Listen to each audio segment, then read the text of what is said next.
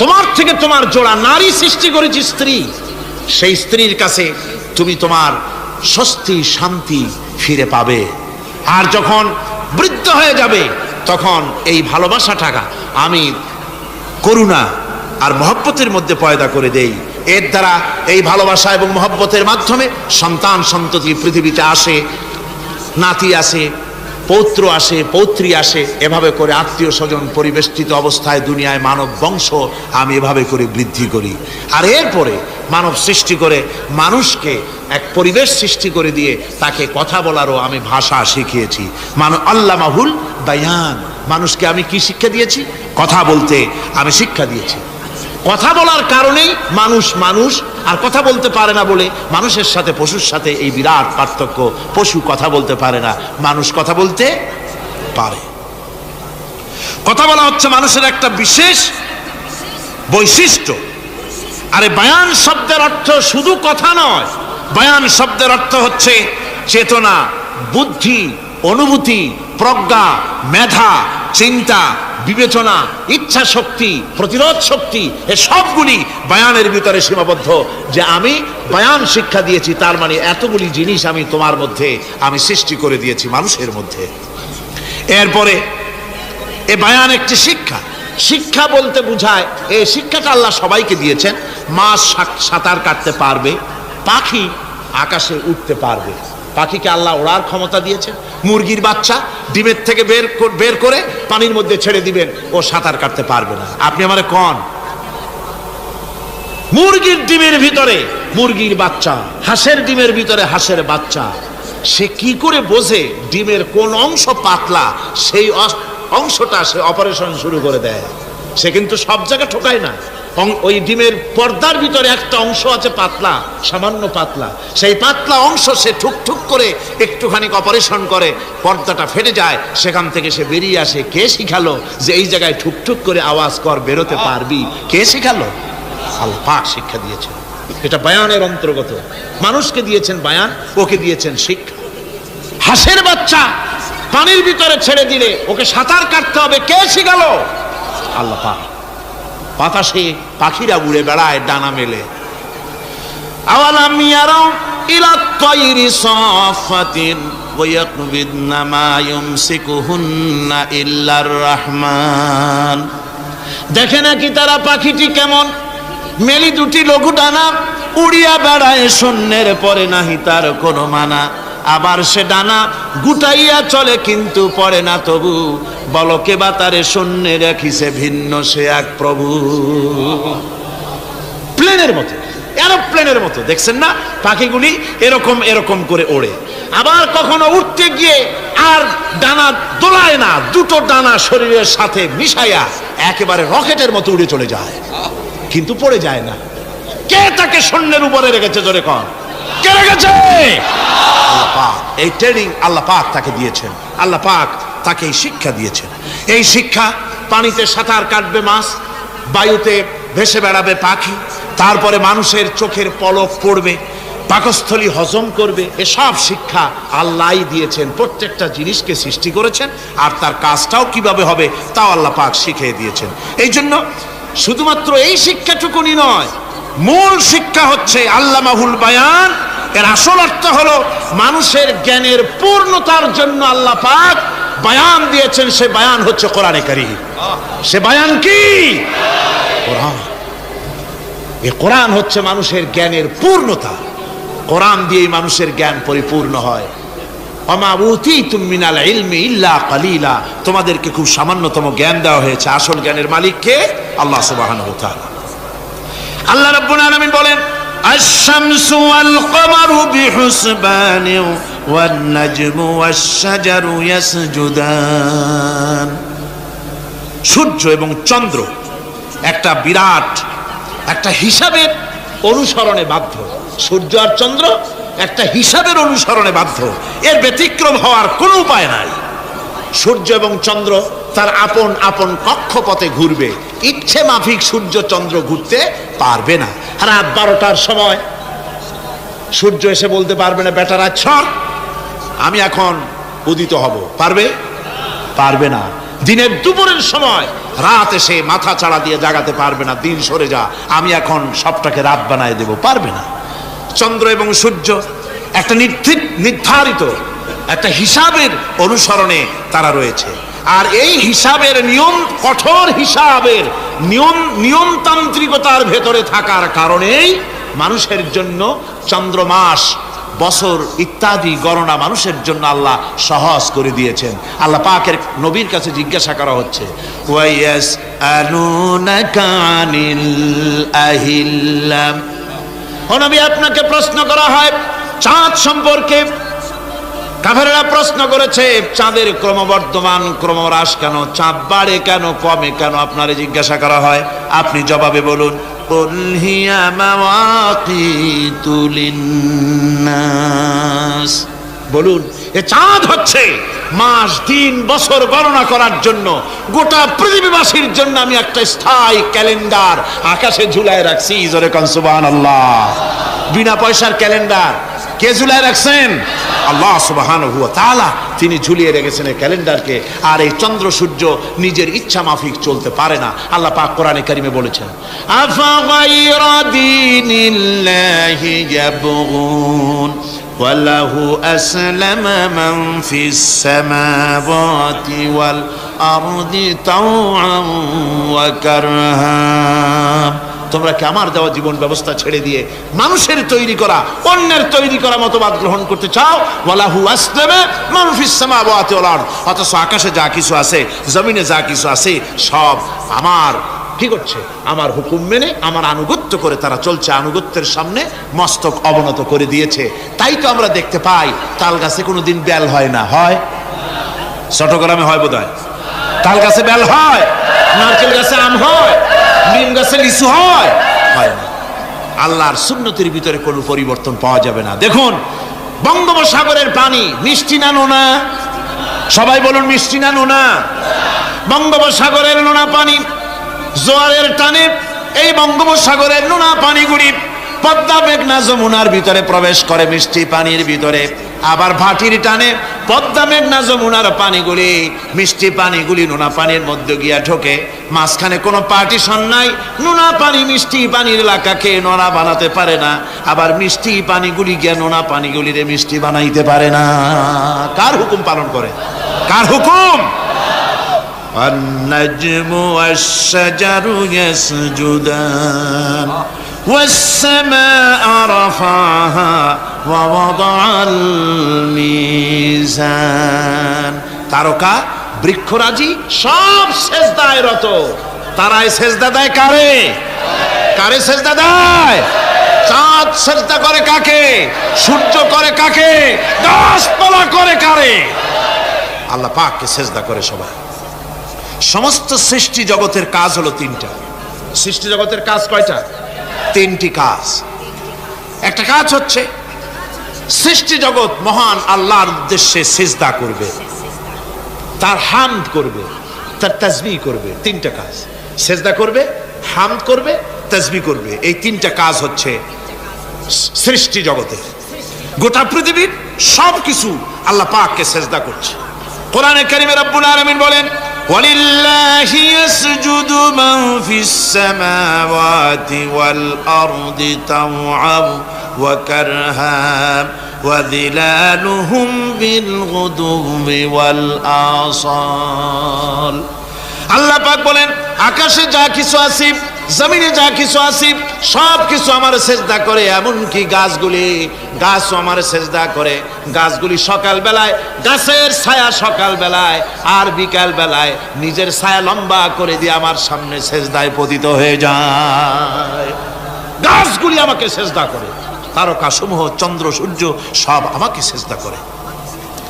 ওয়ালিল্লাহি ইয়াসজুদু মা ফিস সামাওয়াতি ওয়া মা ফিল আরদ মিন দাব্বাতিন ওয়াল মালাইকাতু ওয়া হুম লা ইস্তাকবিরুন। আকাশ এবং জমিনে যা কিছু আছে আমার সিজদা করে। আমার সিজদা থেকে কেউ অহংকার করে না, অহমিকতা করে না। আমার সিজদা থেকে কেউ ফিরে যায় না, সবাই আমাকে সিজদা করে। সুতরাং ও মানুষ, আমার দরবারে সিজদায় মাথা নত করে দাও। সবগুলি আমার সামনে সিজদা করতেছে।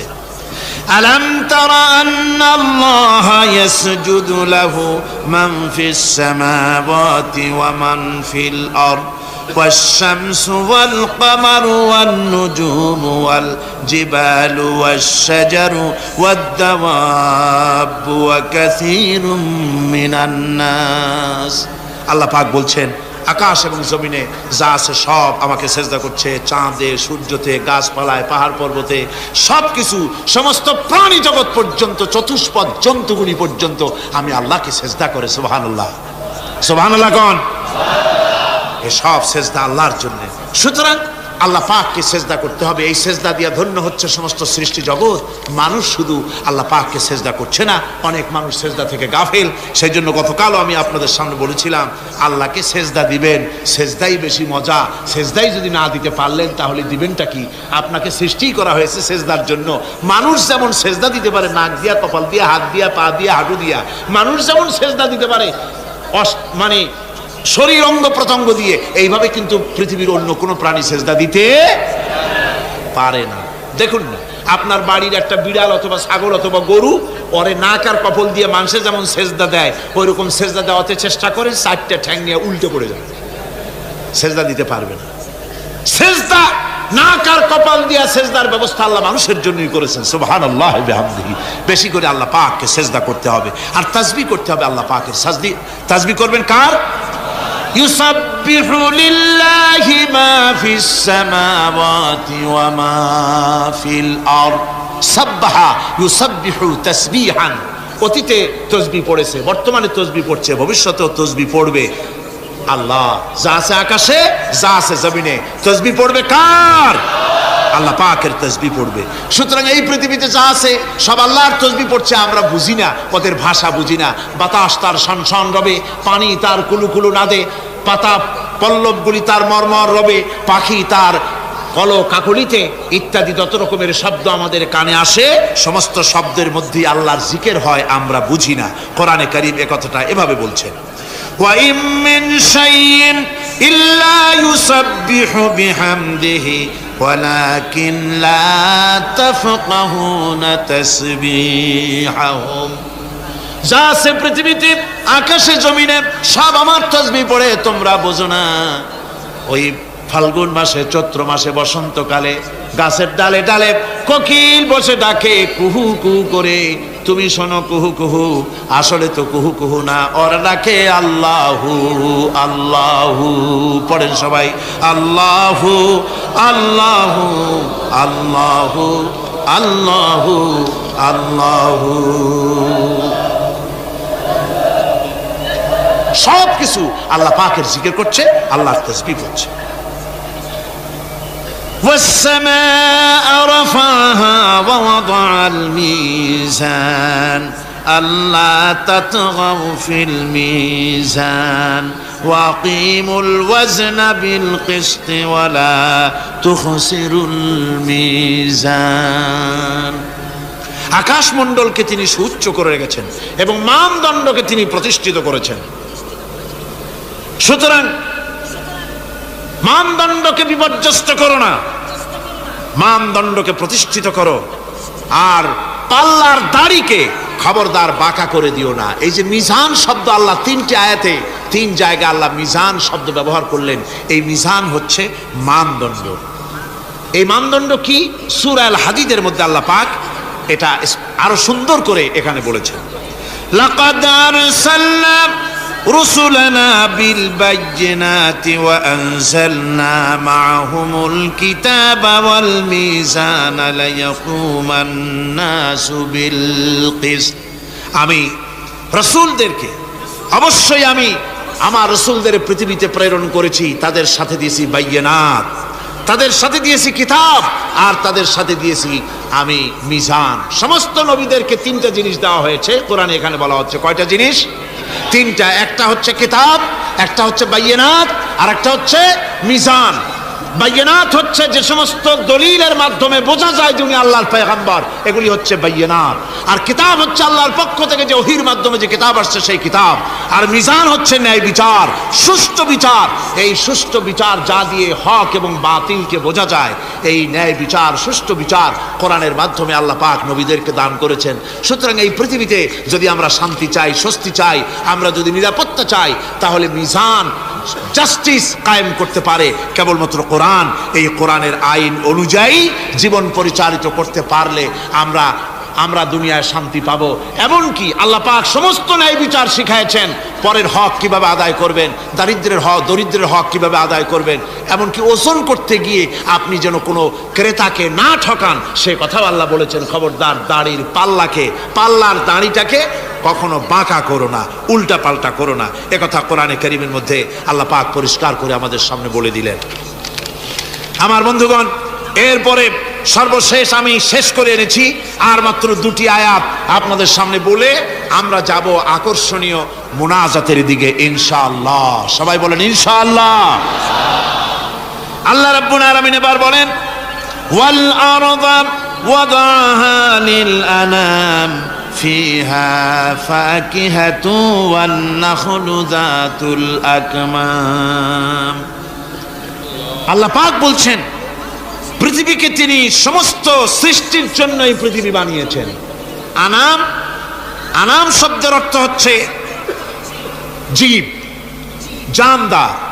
যত জানদার আছে সমস্ত জানদারদের জন্য আল্লাহ পাক এই পৃথিবীকে বানিয়েছেন। অর্থাৎ যাদের প্রাণ আছে, প্রাণী সময়ের জন্য আল্লাহ যা সৃষ্টি করেছেন সেটা হলো এই পৃথিবী। এই পৃথিবী ছাড়া অন্য কোথাও কোন প্রাণী বসবাসের উপযোগী করে আল্লাহ তৈরি করেন নাই। এই পৃথিবীটা কি আল্লাহ পাক প্রাণীদেরকে বসবাসের উপযোগী করে তৈরি করেছেন। তারপরে বলছেন, পৃথিবী তো তৈরি করলাম, এরপরে আমি তাদের সমস্ত খাবার দাবারের ব্যবস্থাও করেছি।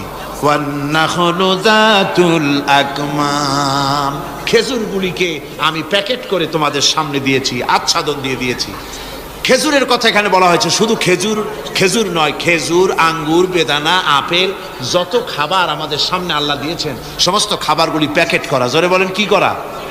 প্যাকেট করা। কি মহব্বত করে আল্লাহ দিয়েছেন। কলা বলেন, তাল বলেন, বেল বলেন, সব খাবারগুলিকে আল্লাহ পাক প্যাকেট করে মানুষের সামনে হাজির করেছেন। কারণ ওয়ালাকাদ কাররামনা বানি আদমা, যেহেতু আদম সন্তানকে আমি সম্মানিত করেছি, তাই আদম সন্তানের সামনে, ভদ্র সম্মানিত মেহমানের সামনে যত খাবার দিলাম সব খাবারগুলিকে আমি গুছিয়ে সুন্দর করে সাজিয়ে আমি কভার করে তোমার সামনে পেশ করেছি। ওয়াল হাব্বুজুল আসফি ওয়ার রাইহান। এরপরে দানা দিয়েছি, ভুসি দিয়েছি। দানা হচ্ছে মানুষের খাবার, ভুসি হচ্ছে পশুর খাবার। এই মানুষের খাবার, পশুর খাবার সবকিছু আমি পরিবেশন করেছি। এরপর আল্লাহ বলছেন, ফাবিআইয়ি আলা'i রাব্বিকুমা তুকাযযিবান। পড়েন, ফাবিআইয়ি আলা'i রাব্বিকুমা তুকাযযিবান। আল্লাহ পাক বলছেন, কোন নিয়ামতকে, তোমার প্রভুর কোন নিয়ামতকে অস্বীকার করতে পারো? আল্লাহর কোন নিয়ামতকে অস্বীকার করতে পারবে না। এভাবে হাজারো নিয়ামত দিয়ে আমি তোমাদেরকে সমৃদ্ধ করে। প্রিয় ভাই সব, হেদায়েত একটা ভিন্ন জিনিস। মুসলমানের ঘরে জন্মগ্রহণ করলেই মুসলমান হয় না, আবার কাফেরের ঘরে জন্মগ্রহণ করলেই কাফেরই থাকবে, তাও হয় না। দেখেন না, হযরতে ইব্রাহিম আলাইহিস সালামের পিতা ছিল মুশরিক, কাফের মুশরিকের ঘরে, মূর্তি পূজারীর ঘরে আল্লাহ পাঠালেন ইব্রাহিম খলিলুল্লাহ আলাইহিস সালাতু ওয়াস সালামকে। সুবহানাল্লাহ। আবার নূহ আলাইহিস সালাম আল্লাহর পয়গম্বর, তার ছেলে হয়ে গেল কাফের। ঠিক না?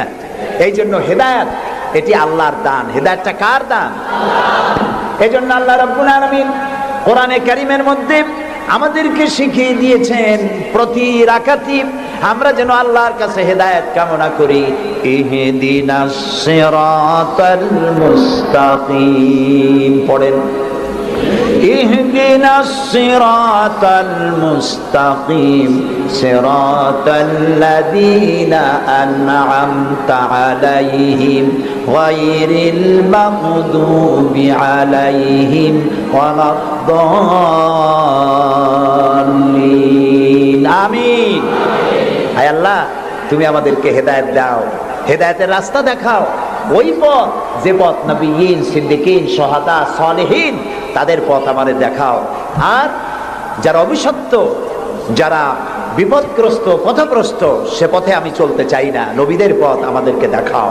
হেদায়েত পাওয়া যত কঠিন, হেদায়েতের উপরে টিকে থাকা ততোধিক কঠিন।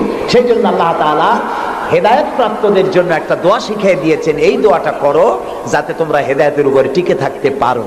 দোয়াটা কি? রব্বানা লা তুযিগ কুলুবানা বা'দা ইয হাদাইতানা ওয়া হাব লানা মিন লাদুনকা রাহমাতান ইন্নাকা আনতাল ওয়াহ্হাব। আয় আমার রব, তুমি আমাকে যখন দয়া করে হেদায়েতের রাস্তা দিয়েছো, আল্লাহ তুমি আমাকে হেদায়েত থেকে বিগড়ে দিও না। বলেন আমিন। নবী করিম সাল্লাল্লাহু আলাইহি সাল্লামের কাছে কোরআন নাজিল হচ্ছে, কে এনে দিচ্ছে? আল্লাহ তাআলা দুনিয়ার মানুষকে হেদায়েত দিবেন, সেজন্য নবী দরকার আর হেদায়েত পাঠানো দরকার। আল্লাহ তাআলা কোনো মানুষের সাথে সরাসরি কথা বলেন না, সরাসরি কথা বলেন না, সামনে এসে কথা বলেন না। যদি কারোর সঙ্গে কথা বলতে চান, মিন ওয়ারাই হিজাব, পর্দার আড়াল থেকে কথা বলেন, অথবা তার মনের মধ্যে আল্লাহ তাআলা ইলকা করে দেন। আমি গত 2 সপ্তাহ আগে কায়রো সফর করে এসেছি, মিশর। আল্লাহ তাআলার কাছে আমার খুব আশা ছিল, দুনিয়ার 4টি মহাদেশের প্রায় অর্ধশত দেশ ভ্রমণ করেছি, কিন্তু মিশর আমার দেখা হয়নি। মুসা আলাইহিস সালামের দেশ, ফেরাউনের দেশ, ইউসুফ আলাইহিস সালামের দেশ, সালেহ আলাইহিস সালামের দেশ, ইব্রাহিম আলাইহিস সালামের শ্বশুর বাড়ি। তো আল্লাহ তাআলা সেই জায়গা দেখার তৌফিক দিলেন। গেলাম সেই জায়গায়, কায়রো থেকে প্রায় 600 কিলোমিটার দূরে, তুরে সায়না, যেখানে আল্লাহ মুসা আলাইহিস সালামের সাথে কথা বলেছিলেন। আমার জীবন ধন্য। আল্লাহ তাআলা সেই জায়গাটাও দেখালেন যেখানে আল্লাহ মুসা আলাইহিস সালামের সঙ্গে কথা বলেছেন। তো আল্লাহ তাআলা সরাসরি কথা বলেন, কিন্তু দেখা যায় না তাকে। এই কোরআন শরীফে আল্লাহ তাআলা কি সুন্দর করে বলেছেন, সূরা তাহার মধ্যে এসেছে, মুসা আলাইহিস সালাম তিনি যাচ্ছিলেন তার স্ত্রী পরিজন নিয়ে। স্ত্রী ছিলেন গর্ভবতী, আসন্ন প্রসবা, ডেলিভারি হবে, প্রচন্ড ঠান্ডা ছিল, এখন আগুনের প্রয়োজন। তিনি দূরে দেখতে পেলেন একটা গাছের উপরে যেন আগুন দেখা যায়। তিনি ছুটলেন সেই আগুনের পানে এবং বললেন, ফাকালা লি আহলিহিম কুসু ইন্নী আনাস্তু নারান লাআল্লি আতিকুম মিনহা বিকাবাসিন আও আজিদু আলান নারি হুদা। তোমরা এখানে অপেক্ষা করো, আমি তো এই আগুনের মতো কি একটা দেখতেছি, আমি ওখানে যাই, হয়তো আগুন আনতে পারবো, অথবা কোন একটা রাস্তা, একটা কিছু পেয়ে যাবো। ফালাম্মা আতাহা নুদিয়া ইয়া মূসা ইন্নী আনা রাব্বুক ফাখলা নালাইক ইন্নাকা বিল ওয়াদিল মুকাদ্দাসি তুয়া। ও মূসা, যেটা আগুন মনে করছো, এটা আগুন না, এটা আমি তোমার রব। ফাখলা নালাইক, জুতা খোলো, ইন্নাকা বিল ওয়াদিল মুকাদ্দাসি তুয়া, এটা হলো পবিত্র উপত্যকা। আমি যখন সেই পবিত্র উপত্যকায় গেছি, এদিকে তুরে সায়না, এদিকে আরেকটা পাহাড়, মাঝখানে 2 পাহাড়ের মাঝখানের সমতল ভূমিকে উপত্যকা বলা হয়। আমার এই আয়াত মনে পড়লো, সাথে সাথে জুতা খুলে ফেলে দিলাম। মুসা আলাইহিস সালামকে আল্লাহ বলেছেন, ফাখলা নালাইক, জুতা খোলো। আমি আমার সাথীরা জুতা খুলে এগিয়ে গেলাম। আমার এক সাথী ছিলেন চট্টগ্রাম ইন্টারন্যাশনাল ইসলামিক ইউনিভার্সিটির কোরআনিক সায়েন্সের চেয়ারম্যান অধ্যাপক গিয়াসউদ্দিন তালুকদার। তাকে আজান দিতে বললাম, তিনি আজান দিলেন। ওয়াদের মুকাদ্দাসে আজান দিয়ে সেখানে আমরা জোহরের নামাজ আদায় করলাম, জোহর আসর জামআন ওয়া কাসরান আদায় করে নিলাম। তারপরে চলে গেলাম সেই জায়গায় যেখানে আল্লাহ তাআলা কথা বলেছিলেন, সেই জায়গাটা এখনো আছে। সুবহানাল্লাহ। আল্লাহ তাআলা বলছেন, ওয়া নাখতারতুকা ফাসতামি' লিমা ইউহা। ও মুসা, আমি তোমাকে আমার জন্য বাছাই করছি। সুবহানাল্লাহ। আমি তোমাকে আমার জন্য বাছাই করেছি, এখন তুমি শোনো আমি কি বলি।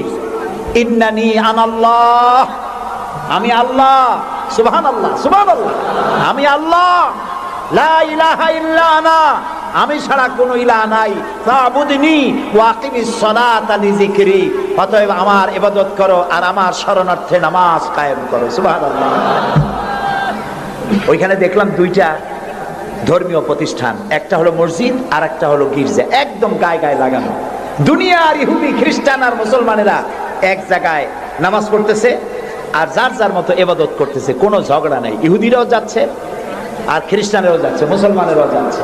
আমি সেখানে একটা বক্তব্য রাখলাম, বললাম দুনিয়ার ঐক্য, কোন রাজনৈতিক ঐক্যে পৃথিবীর মানুষকে ঐক্য বানাতে পারবে না, ইসলাম দিয়ে ঐক্য করা যাবে, এটাই হলো তার প্রমাণ।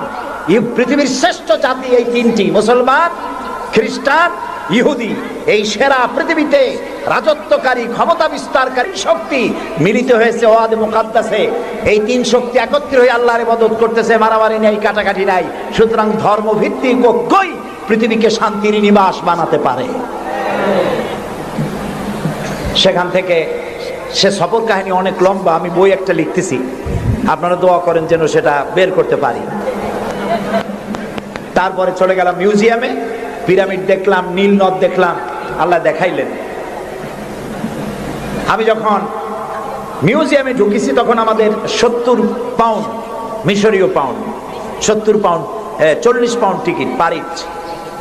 যখন ভিতরে ঢুকলাম তখন শয়তানকে দেখার জন্য আরো অতিরিক্ত 80 পাউন্ড দেওয়া লাগবে। তা আমি চিন্তা করলাম যে পয়সা খরচ করা অপচয় হবে না, কারণ আল্লাহ তাআলা বলেছেন কুল সিরু ফিল আরদ ফানজুরু কাইফা কানা আকিবাতুল মুকাদ্দিবিন। আল্লাহ তাআলা বলেছেন আমার জমিন ভ্রমণ করো আর মহাসত্যের অস্বীকারীদের কি পরিণতি করেছি তা দেখো আর তার দ্বারা শিক্ষা গ্রহণ করো। কাজে আল্লাহ দেখতে কইছে, শয়তান দেখা দরকার। ভিতরে ঢুকে দেখলাম গ্লাসের বক্স, সেখানে মিস্টার ফেরাউন চিতই শুয়ে আছে। হায় আল্লাহ, আল্লাহ শুটকি বানাই থুইছে, কাপড় দিয়ে জড়ানো, পাও দুইটা বাইর করা, হাত দুইটা বাইর করা, ঘাটটা এত বড় লম্বা, এরকম চিকুন, কল্লাটা আছে, একটা দাঁত আছে মুখে, হাতে পায়ে কিছু নখও আছে, মাথায় কিছু চুলও আছে। হাজার হাজার বছর আগের লাশ। মুসা আলাইহিস সালামকে যখন তাড়ায় নিয়ে গেল লোহিত সাগরে, লোহিত সাগরের কিনারায় মুসা আলাইহিস সালাম বসেছিলেন তার উম্মতদের নিয়ে। ফেরাউন 3 দিক থেকে আক্রমণ করলো। এই কোরআন বর্ণনা, এটা কি কোরআন? আল্লাহ তাআলা বলছেন, ও নবী তুমি তো তখন সেখানে উপস্থিত ছিলে না যখন ফেরাউন তার দলবল নিয়ে মুসা আলাইহিস সালামকে তাড়া করেছিল সেই তুরে সায়নায়, তুমি উপস্থিত ছিলে না। আমি ওহী দিয়া, কোরআন দিয়া তোমাকে ইতিহাস জানাইছি। সুবহানাল্লাহ। সেই লোহিত সাগরের পারে গেলাম যেখানে তাকে ঘিরে ফেলানো হয়েছিল। মুসা আলাইহিস সালাম এবং তার সাথীরা বললেন, ইয়া মুসা ইন্না লামুদরাকুন, হে মুসা আমরা তো পাকড়াও হয়ে গেলাম, সারাশি আক্রমণ করা হয়েছে, আমাদেরকে পালাবার কোনো জায়গা নাই। মুসা আলাইহিস সালাম আল্লাহর পয়গম্বর। কার নবী? আল্লাহর পয়গম্বর। মুসা আলাইহিস সালাম বললেন, কাল্লা রব্বি সায়াহদিন, ভয় পাইও না, অবশ্যই আল্লাহ তাআলা আমাদেরকে পথ বের করে দেবেন। 3 দিকে কি শত্রু, 3 দিকে কি, আর একদিকে কি নদী না সাগর। আপনারা মনে করছেন নীল দরিয়া পার হয়েছে বুঝি মুসার তারা খায়া? সাগর, লোহিত সাগর, রেড সি, 3 দিকে শত্রু, একদিকে সাগর, পালাবার রাস্তা আছে। আল্লাহর পয়গম্বর বলছেন কোনো ভয় নাই, অবশ্যই রব্বি সায়াহদিন, অবশ্যই আল্লাহ আমাদের পথ বের করে দেবেন। আল্লাহ তাআলা খুশি হয়ে গেলেন। সুবহানাল্লাহ। আল্লাহ এটাই চান, আল্লাহ এটাই চান। বাপে করে কি, বাপে মায় ছোট্ট বাচ্চা দাঁড়ায় তো পড়ে যায়, ওঠে তো পড়ে, এইরকমের অবস্থায় টেবিলের পাশে খাড়া করে দেয়, দূরের থেকে হাত পাতে। বাপের ইচ্ছা কি যে লাভ দুক আর দাঁত ভাঙুক? না, ওর সাহস দেওয়ার জন্য, ওর সাহস হোক সেই জন্য টেবিলের কোণায় দাঁড় করে দূরের থেকে হাত পাতে। যেটা সাহসী সে জাম করে পড়ে বাপের কোলে। আল্লাহ তাআলা বিপদের প্রান্তে দাঁড় করিয়েছেন, বিপদের বর্ডারে দাঁড় করাইয়া সাহস পরীক্ষা করছেন। সুবহানাল্লাহ। মুসা আলাইহিস সালাম সাহসের পরীক্ষায় পাশ করেছেন। আল্লাহ তাআলা হুকুম করলেন, তোমার আশা দিয়ে বাড়ি মারো, আঘাত দাও। আল্লাহ তাআলা সমুদ্রকে ভাগ করে দিলেন। সুবহানাল্লাহ। সমুদ্র ভাগ হয়ে গেল। এগুলি গল্প কি? কোরআন। কোরআন। সাগর ফেটে গেল। মুসা আলাইহিস সালাম আর তার দলবল নিয়ে সাগরের মাঝখানে চলে গেছেন। ফেরাউন তার দলবল নিয়ে এসে দেখে, বাহ এ তো ভালোই, রয়্যাল রোড। ও মনে করছে ওর বাজানের তৈরি করা রাস্তা। ওর সমস্ত সেনাবাহিনী নিয়ে নেমে পড়েছে। যেই না সাগরের মাঝখানে আসছে, মুসা আলাইহিস সালাম তার দলবল নিয়ে উপার চলে গেছেন। আল্লাহ হুকুম করলেন, যিনি হুকুম করেছিলেন সাগর ফেটে যা, মুসার জন্য রাস্তা বানায় দে। সেই আল্লাহ বললেন সাগর রাস্তা বন্ধ করে দে, রাস্তা বন্ধ হয়ে গেল। এখন ফেরাউন আর তার দলবল পানিতে চুপনি খাইতে খাইতে সাথের লোকেরা সব শেষ। এখন ফেরাউন একা সমুদ্রের ঢেউতে ডুবে আর ওঠে, পানি খেতে খেতে পেটটা পোটকা মাছের মতো মোটা হয়ে গেছে। দেখে যে জান আর টেকে না, নাক দিয়েও পানি পড়ে, কান দিয়েও পানি পড়ে। এখন বলছে আমান্তু, না না না, হাফেজ নাই, হ্যাঁ, আমানাত বিহি বানু ইসরাইল, ঈমান আনলাম সেই আল্লাহর উপরে যে আল্লাহর উপর ঈমান আনছে বনি ইসরাইলেরা, তার উপর ঈমান আনলাম।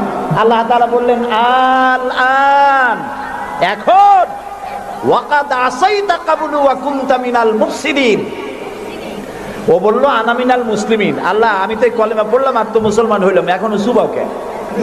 আল্লাহ কয় এখন ওয়াকাদ আসাইতা কাবলু, এর আগে তুমি আমার সাথে বিরোধিতা করেছো, বিদ্রোহ করেছো, আমার মানুষের উপর অত্যাচার করেছো। ওয়া কুনতা মিনাল মুফসিদিন, আর তুমি হচ্ছ সন্ত্রাসীর একজন বড় সন্ত্রাসী, বিপর্যয় সৃষ্টিকারী। শোনো ফেরাউন, আজকে আমি তোমারে শুধু মারবই না, আমি তোমাকে মৃত্যু দেব। আর তোমার আলিয়াউমা নুনাজ্জিকা বিবাদানিক, আমি তোমার শরীরকে হেফাজত করব। তোমার শরীর পানিতে পচবে না, পোকা মাকড়ে, জলচর প্রাণী, স্থলচর প্রাণী কেউ খাবে না, মাটিতেও তুই পচবি না, তোরে শুটকি বানায় রাখবো কিয়ামত পর্যন্ত। সেই আল্লাহ আছে না নাই? আছে না নাই? ওই আল্লাহ তাআলা বুশের শুটকি বানাইতে পারবে না? সুবহানাল্লাহ বলো। আল্লাহর সাথে যারা নাফরমানি করবে, আর এই নাফরমানদেরকে যারা কলম দিয়া লিখে, বক্তৃতা করে, রাজনীতি দিয়া যারা আল্লাহর নাফরমানদেরকে সাহায্য করবে, নমরুদের মতো, ফেরাউনের মতো আল্লাহ চুমাইয়া দুনিয়া থেকে জুতা মেরে বিদায় করে দেবেন। আল্লাহ রাব্বুল আলামিন বলেন ওয়ালাকাদ ইয়াসসারনাল কুরআনা লিযিকরি ফাহাল মিন মুদ্দাকির। আল্লাহ তাআলা বলেন কোরআনকে মুখস্থ করার জন্য আমি বান্দার কাছে, মানুষের কাছে বোঝার জন্য আর মুখস্থ করার জন্য আমি আল্লাহ সহজ করে দিয়েছি। আল্লাহ যদি সহজ না করতেন এই কোরআন আমরা মুখস্থ করতে পারতাম না। নবী করিম সাল্লাল্লাহু আলাইহি ওয়াসাল্লাম এই কোরআন দিয়ে মদিনায় ইসলামী রাষ্ট্র কায়েম করলেন। সুবহানাল্লাহ বলেন। আমি কোরআন শরীফ তাবিজ লেখার জন্য আসে নাই। যারা তাবিজ লেখেন আমি বিনয়ের সাথে তাদেরকে এই কথাটা বলবো, আপনারা কোরআন দিয়া তাবিজ লিখা ইসলামের কোনো উপকার করেন নাই, ক্ষতি করছেন। আমি একটু ব্যাখ্যা দিয়ে বলি, তাহলে বুঝতে সুবিধা হবে। তাবিজ দিয়া লেখা কি ক্ষতিটা করলেন? ক্ষতি করছেন এই, সাধারণ মুসলমানেরা আপনাদের কাছে, হুজুরদের কাছে মামলা মোকদ্দমার বিষয় জানার জন্য আসে না। সংঘর্ষ বেঁধেছে, মীমাংসা হবে কেমন, এজন্য আসে না। স্কুল, কলেজ, মাদ্রাসা অথবা অন্য কিছু তৈরি করবে ইত্যাদির জন্য আপনার কাছে জানতে আসে না। আপনার কাছে আসে ছেলে বিয়ে করছে, বহুত দিন হয়েছে, বাচ্চা হয় না, তারপরে পেটের অসুখ হয়েছে, মাথায় যন্ত্রণা, গরু হারায় গেছে, খুঁজে পাওয়া যায় না, বউরে জেনে ধরছে, মেয়েকে ভূতে ধরছে। এই সব কালো জিরে পড়া, তেল পড়া, পানি পড়া, আর কালো সুতোয় গিরা দেওয়া, এই সব কাজেই আপনার কাছে আসতেছে। কেন? আপনি বুঝাইছেন যে এখানে আসলে তাবিজ দেওয়া যায়, ঝাড়ফুঁক করা যায়, দোয়া দরুদ করা যায়, সেই জন্য বড় কাজ থইয়া এই কাজে আপনার কাছে আসতেছে। অথচ বিশ্বাস করুন, রাসূলুল্লাহ কোরআন দিয়া তাবিজ লেখেন নাই, সাহাবায়ে কেরামও করেন নাই। একজন সাহাবীও তাবিজ লিখেছেন এর দলিল যদি কারো জানা থাকে মেহেরবানি করে আমাকে জানাবেন, আমি আপনার কাছে শিখবো। ঝাড়ফুঁক করেছেন রাসূলুল্লাহ নিজেও, ঝাড়ফুঁক করেছেন সাহাবায়ে কেরাম, কিন্তু তাবিজ লেখেন নাই। তাবিজ লিখে মানুষকে বোঝানো হয়েছে এটা তাবিজের কিতাব, কিন্তু তা নয়, এটা সংবিধান। সুবহানাল্লাহ বলেন। এটা কনস্টিটিউশন, এর মধ্যে অর্থনীতি, সমাজনীতি, রাজনীতি, ইতিহাস, ভূগোল কি নাই, কোরআনের মধ্যে সব আছে। সুবহানাল্লাহ। মুহাম্মদুর রাসূলুল্লাহ, সবাই বলেন সাল্লাল্লাহু আলাইহি ওয়াসাল্লাম, তিনি মক্কি জিন্দেগিতে লোক তৈরি করলেন। আবু বকর, ওমর, ওসমান, আলী রিদওয়ানুল্লাহ তাআলা আলাইহিম আজমাইন, এই জাতীয় লোক তৈরি হয়ে গেল। কেন তৈরি হলো? দেখেন আল্লাহ কি বলে, আল্লাহ রাব্বুল আলামিন বলেন, হুয়াল্লাযী আরসালা রাসূলাহু বিল হুদা ওয়া দীনিল হক লিইয়ুযহিরাহু আলাদ-দীনি কুল্লিহি ওয়া কাফা বিল্লাহি শাহীদা। আমি আমার রসুলকে প্রেরণ করেছি পৃথিবীতে, তিনি আল্লাহ যিনি তার রসুলকে পৃথিবীতে প্রেরণ করেছেন এই জন্য দ্বীনে হক আর সত্যের বিধান সহকারে পাঠিয়েছেন, যাতে করে পৃথিবীর মানব গোষ্ঠীর উপরে আল্লাহর আইনকে তিনি বিজয়ী করে দিতে পারেন। পৃথিবীতে কার আইন চালু হবে বলেন সবে জোরে? আল্লাহর আইন। আল্লাহর আইন যতদিন ছিল শান্তিও ততদিন ছিল। নবী করিম সাল্লাল্লাহু আলাইহি ওয়াসাল্লাম মদিনায় গেলেন, মদিনায় গিয়ে তিনি কি হয়েছিলেন কন্ত? রাষ্ট্রপ্রধান। বলেন না কি হলেন? রাষ্ট্রপ্রধান, প্রেসিডেন্ট হলেন, রাষ্ট্রপতি হলেন। তার সংবিধান কি ছিল? কোরআন। এটা আইনের কিতাব, আপনি পড়ে দেখেন। আমি অনুরোধ করব, সাংবাদিক হন, সাহিত্যিক হন, কবি হন আর ঔপন্যাসিক হন, রাজনীতিবিদ হন আর ব্যবসায়ী হন, যে কোনো ব্যক্তি হন, কোরআনটারে বুঝুন। কোরআন তাবিজের কিতাব নয়। চুরি করলে, ডাকাতি করলে, জেনা করলে, ব্যভিচার করলে কি শাস্তি হবে, জুডিশিয়াল ল, ফৌজদারি দণ্ডবিধি কোরআনে আছে না নাই? এই যে সন্ত্রাস ছড়িয়ে পড়ছে সারা পৃথিবী, এই সন্ত্রাসীদের শাস্তি কি হওয়া উচিত তা কি কোরআনে আছে? আছে। সূরা মায়েদার মধ্যে আল্লাহ পরিষ্কার করে সন্ত্রাসীদের শাস্তি কি হবে তা এর মধ্যে পরিষ্কার করে বলে দিয়েছেন। আপনি আমি মরে গেলে পরে আপনার আমার পরিত্যক্ত সম্পত্তি কে কতটুকুন পাবে তা ভাগ করে কোরআনে বলা আছে? বলা আছে। এমন কোন জিনিস নাই যা কোরআনে কারীমের মধ্যে আল্লাহ তাআলা স্পষ্ট করে ঘোষণা করেন নাই। আল্লাহ বলেছেন তিবিয়ানান লিকুল্লি শাই, সব কিছুকে খুলে খুলে আমি কোরআনের মধ্যে বলে দিয়েছি। বলেন সুবহানাল্লাহ। প্রিয় ভাই সব, কোরআন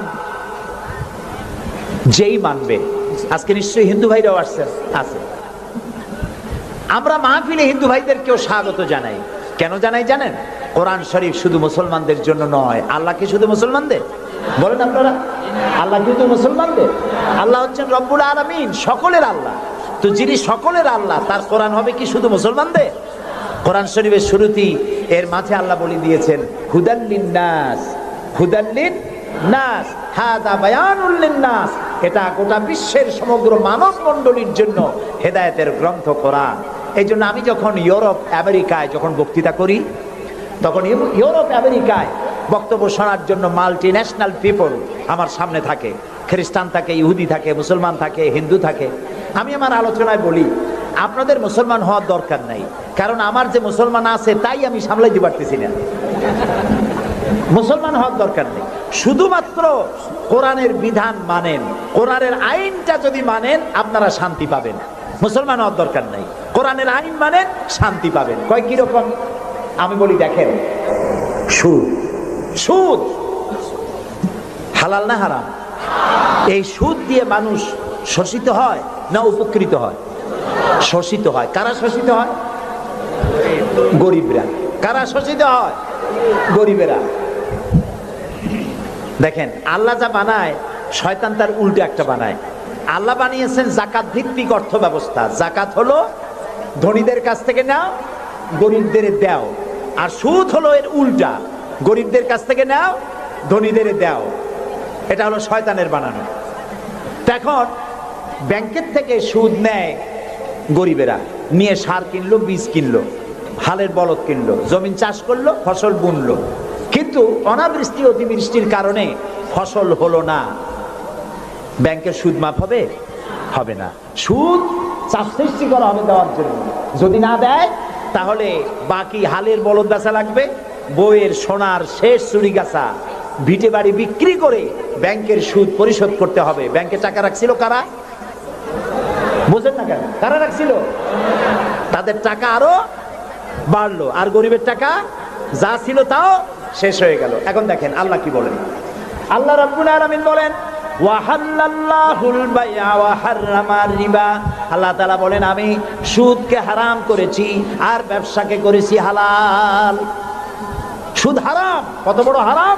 রাসূলুল্লাহ বলেছেন সুদের মধ্যে ৭০টি গুনাহ, তার ৭০ গুনাহ হলো নিজের গর্ভধারিণী মাকে বিবাহ করা। নাউযুবিল্লাহ। ঘৃণার সাথে বলেন নাউযুবিল্লাহ।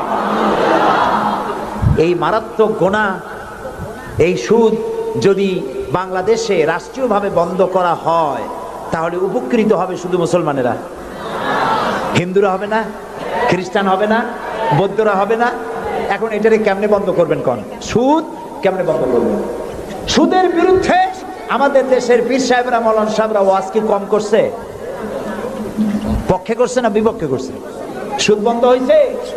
আমি বলি কিয়ামত পর্যন্ত যদি এই দেশে পীর সাহেবরা আর মৌলানা সাহেবরা ওয়াজ করতে থাকে সুদের বিরুদ্ধে, সুদ বন্ধ হবে না, হবে না, হবে না। ওয়াজ দিয়া তাফসীর দিয়া সুদ বন্ধ হয় না। ওয়াজ দিয়া তাফসীর দিয়া যদি সুদ বন্ধ হইতো তাহলে মুহাম্মদ সাল্লাল্লাহু আলাইহি ওয়াসাল্লামের চাইতে বড় ওয়াজ আকাশের নিচে জমিনের উপরে আর একজন আছে, তিনি ওয়াজ করে বন্ধ করতে পারতেন। তিনি বন্ধ করছেন কিভাবে? আইন করিয়া। কিভাবে করছেন? যেমন একটা বিষয় আপনাদের বুঝাই, আমাদের দেশে এখন পলিথিন আছে না নিষিদ্ধ হয়েছে? কেমনে নিষিদ্ধ হইল? মৌলানা সাহেবরা ওয়াজ করছে, ভাইরা আপনারা পলিথিন ব্যবহার করবেন না, কবিরা গুনাহ হইব, আর যদি কেউ পলিথিন ব্যবহার করেন কিয়ামতে 13 দিন জাহান্নামে থাকবেন। এরকম ওয়াজ করছে কেউ? কেমনে বন্ধ হইল?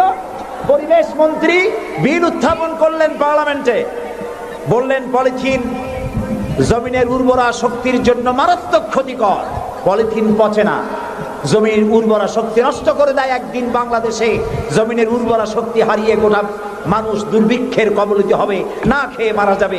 সুতরাং এই ধরনের বিষাক্ত জিনিস এটাকে নিষিদ্ধ ঘোষণা করা হোক। স্পিকার সাহেব তখন বললেন, পার্লামেন্টের সামনে, সংসদের সামনে এখন প্রশ্ন হচ্ছে যে পলিথিন মারাত্মক ক্ষতিকর বিষয়, এই জিনিসটি নিষিদ্ধ ঘোষণা করা হোক। পক্ষে যারা আছেন তারা হা বলেন। হা বলল, তিনি হা বিজয় হয়েছে বলে এটাকে নিষিদ্ধ ঘোষণা হয়ে গেল। পরের দিন প্রেসিডেন্ট সই করলেন। এখন পলিথিন নিষিদ্ধ হলো না জারি আছে? কোন এর প্রোডাকশন, এর উৎপাদন, এর বিপণন সবটা বন্ধ হয়ে গেছে। এখন সুদ বন্ধ করবেন কেমনে? ওয়াজ করে বন্ধ করা যাবে না। সুদে মানে সুদের বিপক্ষের লোক পার্লামেন্টে যদি যায়, 2/3 মেজরিটি যদি তারা হয়, তারপরে একজন লোক সেখানে দাঁড়িয়ে যাবেন, বিল উত্থাপন করবেন, বলবেন আল্লাহ সুদ হারাম করেছেন, রাসূলুল্লাহ বলেছেন সুদের মধ্যে 70টি গুনাহ, তার 70 গুনাহ হলো নিজের গর্ভধারিণী মাকে বিবাহ করা। এই মারাত্মক সুদকে নিষিদ্ধ ঘোষণা করা হোক। স্পিকার সাহেব বলবেন, সংসদের সামনে এখন প্রশ্ন হচ্ছে, সুদ হচ্ছে মাকে বিবাহ করার মতো মারাত্মক গুনাহ, এই গুনাহ থেকে গোটা জাতিকে বাঁচাবার জন্য সুদ নিষিদ্ধ ঘোষণা করা হোক। এই প্রস্তাবের পক্ষে যারা আছে তারা জোরে হা বলুন। আরে ভাই, এটা তো পার্লামেন্ট না। পার্লামেন্টে যখন হা বলবে তখন স্পিকার সাহেব বলবেন, আমার মনে হয় হা জয় যুক্ত হয়েছে, হা জয় যুক্ত হয়েছে। কয়বার কবে? 3 বার। পরের দিনে বিল চলে যাবে বঙ্গভবনে, প্রেসিডেন্ট সাহেব চোখ বুজে সই করে দেবে। তারপরের দিন থেকে সোনালী, বৈকালী, রূপালী, ভুবালী, কুষ্টি সুদ্ধা ব্যাংকের সুদ বন্ধ হবে নাকি হবে না বলো? সুতরাং কোরআন এসেছে আইন ইমপ্লিমেন্টের জন্য। কোরআনের আইন চালু করো। কোন হিন্দুর মুসলমান হওয়ার প্রয়োজন নাই, কোন খ্রিস্টানের মুসলমান হওয়ার প্রয়োজন নাই। কোরআনের আইন চালু হওয়ার মানেই হলো মানবতার কল্যাণ। সুবহানাল্লাহ। হযরতে সাদ তখন বললেন, তাহলে তোমরা সবাই আমার পেছনে পেছনে এই দরিয়ার ভিতরে ঝাঁপিয়ে পড়ো, আর আমার সঙ্গে সবাই উচ্চারণ করো, নাস্তাঈনু বিল্লাহি ওয়া নাতাওয়াক্কালু আলাইহি হাসবুনাল্লাহু নি'মাল ওয়াকিল নি'মাল মাওলা ওয়া নি'মান নাসীর। ইতিহাস লিখতেছি, 60,000 সৈন্য তাদের অশ্ব নিয়ে, তাদের উষ্ট্র নিয়ে, তাদের মালপত্র নিয়ে, জাহাজের সামান নিয়ে শ্রাবণের খরস্রোতা নদী, উত্তাল তরঙ্গমালায় ভরা নদীর উপর থেকে এই সাহাবীরা পাড়ি দিয়ে ওপার চলে গেলেন। ওপার যাওয়ার পরে হযরতে সাদ বলছেন, তোমাদের কেউ কি হারায় গেছে নাকি? সবাই এদিক ওদিক তাকায়, খোঁজ করে বলল, মানুষ তো দূরের কথা, একটা উটও আর ঘোড়াও একটাও হারায় যায় নাই। একজন বলল, আমার একটা পেয়ালা, যে পেয়ালা আমি পানি পান করতাম, সেই পেয়ালাটা তুফানে ছিটকে কোথায় চলে গেছে, ওইটা হারায় গেছে। হযরতে সাদ বলেন, মুজাহিদের কোন জিনিস দরিয়া নিতে পারে না, অবশ্যই তা ফেরত আসবে। এই কথা তিনি বলতেছিলেন, হঠাৎ করে দরিয়ার কিনারে একটা আওয়াজ হলো, দেখা গেল তুফানের ভিতরে সেই হারানো বাটিটা তাদের মধ্যে বেরিয়ে এসেছে। আল্লাহু আকবার। মুজাহিদদেরকে সাহায্য করেন স্বয়ং আল্লাহ রাব্বুল আলামিন। আফ্রিকার জঙ্গলের কাছে, ভিন্ন ইতিহাস, জঙ্গলের কাছেই মুসলমানদেরকে থাকতে দেওয়া হয়েছে। মনে করা হয়েছিল জঙ্গলের সমস্ত হিংস্র প্রাণীরা এই মুসলমানদের শেষ করে দেবে, যুদ্ধ করা লাগবে না। হযরতে সাদ সে অবস্থা বুঝতে পারলেন, তিনি একটা মঞ্চ তৈরি করলেন। সেই মঞ্চের উপরে দাঁড়ায় জঙ্গলের প্রাণীদের দিকে লক্ষ্য করে তিনি নোটিশ জারি করে দিলেন, বললেন, ইয়া আইয়াতুহাল হাশারাত ওয়াস সিবাউ নাহনু আসহাবু রাসূলুল্লাহ সাল্লাল্লাহু আলাইহি ওয়াসাল্লাম। হে জঙ্গলের হিংস্র প্রাণীরা, আমরা আল্লাহ রাসূলের সাহাবী, ফাইন্না নাজিলুনা ফামান ওয়াজাদনা বাদাহু কাতালনাহু। আমরা রাসূলের সাহাবী, এইখানে আল্লাহর দ্বীনকে কায়েম করার জন্য আমরা এসেছি, আল্লাহর কলেমার আওয়াজ নিয়ে আমরা এখানে রাত কাটাবো। সুতরাং এই জঙ্গলের ভিতরে হিংস্র প্রাণী যত আছো সব আমাদের এই জায়গা ছেড়ে অন্যত্র চলে যাও। আফ্রিকার জঙ্গলি মানুষেরা চিন্তা করলো, মানুষের কথা কি জঙ্গলি প্রাণীতে শোনে নাকি, পাগলে কয় কি? তারা তাকায় তাকায় দেখলো হযরতে সাদের এই ঘোষণার পরে বাঘের কাতারে বাঘ, সিংহের কাতারে সিংহ, সাপের কাতারে সাপ, যার যার ডিম আর বাচ্চা গুলি মুখে কামড়ায়া সাহাবীদের এলাকা ছেড়ে দিয়ে তারা অন্যত্র চলে গেল। আমার মুসলমান ভাইরা, এই ছিল মুসলমানদের ইতিহাস। দ্বীন প্রতিষ্ঠা করার কাজে মুসলমান এগোলে আল্লাহই মদত করেন। কে মদত করেন? বিশ্বকবি, কবি সম্রাট আল্লামা ইকবাল রহমতুল্লাহ আলাইহি বলেছেন, দশত দশত है दरिया भी न छोड़े हमने, दश्त दश्त है दरिया भी न छोड़े हमने, बहर जुल्मत पे दौड़ा दिए घोड़े हमने। আমরা সেই মুসলমান, প্রান্তর তো প্রান্তর, আমরা দরিয়ার খরস্রোতা উত্তাল তরঙ্গের উপর থেকে ঘোড়া দাবড়িয়ে আফ্রিকার ভূখণ্ডে কালেমার পতাকা আমরা উড্ডীন করেছি। আমরা সেই মুসলমান। একটুখানি জিকির করেন, লা ইলাহা ইল্লাল্লাহ, লা ইলাহা, লা ইলাহা ইল্লাল্লাহ মুহাম্মাদুর রাসূলুল্লাহ। সমুদ্রের ঢেউকে, দাজলা নদীর ঢেউকে আল্লামা ইকবাল স্মরণ করায় দিন, ও দরিয়ার ঢেউ, এ মৌজ জজলা তু ভি পহচানতি হ্যায় हमको अब तक है तेरा दरिया अफसाना हमारा। হে টাইগ্রিসের উত্তাল তরঙ্গমালা, নিশ্চয় তোমার ভুলে যাওয়ার কথা নয় যে তোমার উপর থেকেই আমরা দরিয়া পার হয়ে উপরে গিয়ে কালেমার পতাকা উড্ডীন করেছিলাম। আমরা সেই মুসলমান। আজ ইসলামী চেতনা হারায়া আমরা আজকে দুনিয়ার মধ্যে সবচাইতে লাঞ্ছিত, পদদলিত, হেয় প্রতিপন্ন জাতিতে পরিণত হয়েছি। আমার ভাইরা, মহাকবি, বিশ্বকবি, কবি সম্রাট আল্লামা ইকবাল রহমতুল্লাহ আলাইহি সুন্দর করে বলেছেন, মুসলমানদেরকে লক্ষ্য করে বলেছেন, ঘোষণা করো, বাতিলদেরকে জানায়া দাও, আমরা মাথা নত করার জাতি নই। আমরা মাথা নত করার জাতি। ভারত আজ আমাদের দিকে চোখ রাঙায়, ভারত চোখ রাঙায় তাকায় আমাদের, দুনিয়ার অনেকেই আমাদের দিকে চোখ রাঙায়। বিশ্বকবি আল্লামা ইকবাল বলেছেন, বাতিল সে দবনে ওয়ালে আয়ে আসমান নেহি হাম, বাতিল সে দবনে ওয়ালে আয়ে আসমান নেহি হাম, সবর কর চুকা হ্যায় তু ইমতিহান হামারা। বাতিলের সামনে মাথা নত করার জাতি আমরা নই। ওই আকাশ সাক্ষী, জমিন সাক্ষী, আমরা মাথা দিয়েছি কিন্তু মাথা নত করি না, শির দিয়েছি আমামা দেই নেই, সে জাতি আমরা। সুবহানাল্লাহ।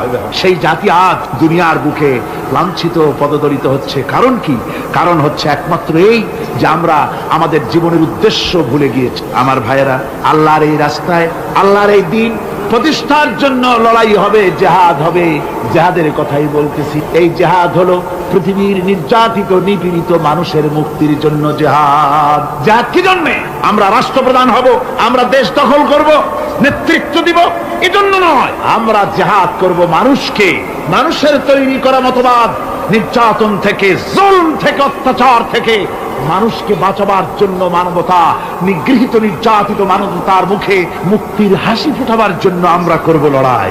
সেই লড়াইয়ে এগিয়ে আসতে হবে তরুণদেরকে। কাদেরকে? জোরে বলতে হবে, কাদেরকে?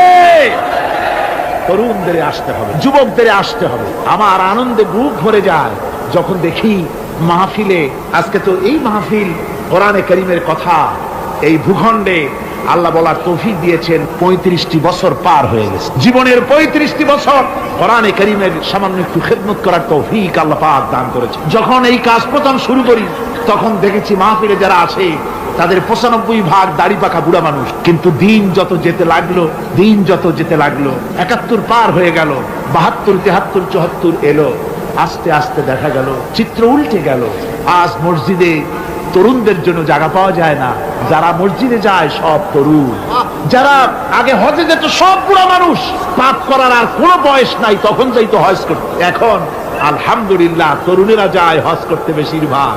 আজকের মাহফিল দেখুন, দাঁড়ায় দেখতে বলি নেই, জায়গায় বসে আর ডাইনে বা একটু তাকায় দেখেন কারা বেশি, দাড়ি পাকা না যুবক?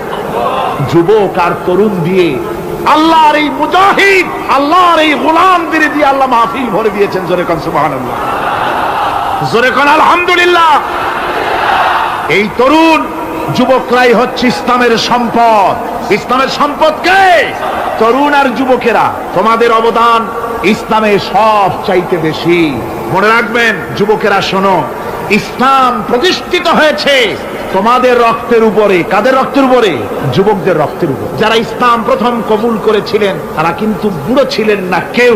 প্রথম যে ব্যক্তি ইসলাম কবুল করলেন হযরতে সাইয়্যিদুনা আবু বকর সিদ্দিক রাদিয়াল্লাহু তাআলা আনহু, বয়স ছিল 37 বছর। 37 বছর বয়সে দাঁত পড়িয়া খুনখুনা বুড়া হয়ে গেছিল নাকি?